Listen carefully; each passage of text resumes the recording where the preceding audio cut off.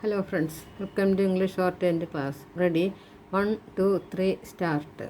On December 3, the Taliban issued a special decree on women's rights which outlined rules governing marriage and property for Afghan women. The decree stated that adult women's consent is necessary during marriage and that a widow has a fixed share in her husband's property. Though a welcome move, the decree in its practical form does little to solve the larger problems before the women of Afghanistan.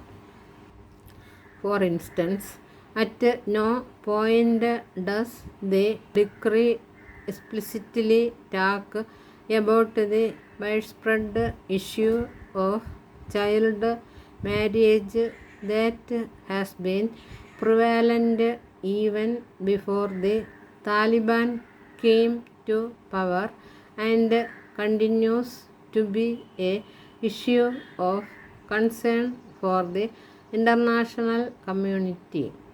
According to a UNICEF estimate, November 2021, 28% of Afghan women aged 15 to 49 years were married before the age of 18. And these numbers have only risen with the COVID-19 pandemic, the ongoing food crisis, the onset of winter and political instability. The decree also contains levels of ambiguity in the sense that while talking about the consent of adult women, it does not specify who can be classified as these adult women. Neither does it specify how the Islamist group intends to implement these provisions in a country where impoverished families consider marrying off their daughters as a viable option to overcome financial hardships. But what is even more disturbing is that the decree has conveniently summarized all rights of women only in the context of marriage, providing an important insight into Taliban's thinking wise women. As such, the decree even fails to mention anything about women's access to education or employment, obliteration of services. Gender-based violence is one of the most pervasive problems. Studies suggest that nearly 87% of Afghan women experience at least one form of violence, physical, sexual, or psychological, and almost 62% experience multiple forms. But prior to the Taliban taking over the country, many women and girl survivors of gender-based violence had access to shelters and essential services such as medical treatment, psychological support, and pro bono legal representation. Survivors were in fact granted access to the system through the provincial and capital offices of the Ministry of Women's Affairs and the Human Rights Commissions.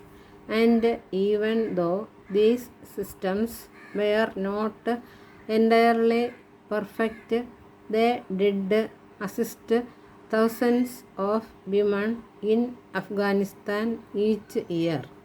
Under the Taliban, shelters are being closed and detainees being released from prison, which includes many of those convicted of offenses related to gender-based violence, thereby endangering the lives of the survivors.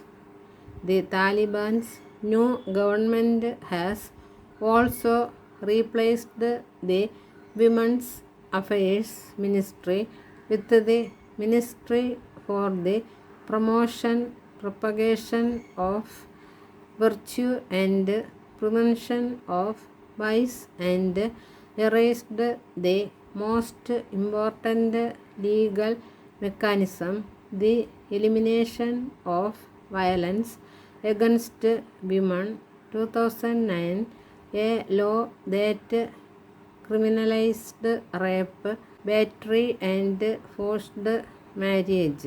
Thus, extrapolating from these examples, it would be correct to state that within 4 months of being in power in Kabul, the hardline Islamist group has adopted stringent policies that considerably limit women's rights and freedoms in Afghanistan. Dress codes, a bar on education and employment, confinement to the domestic sphere, and curtailed access to services. All these moves are nonetheless a true exposition of the Taliban's seriousness on granting liberty to Afghan women. After all, the leopard has not really changed its spots.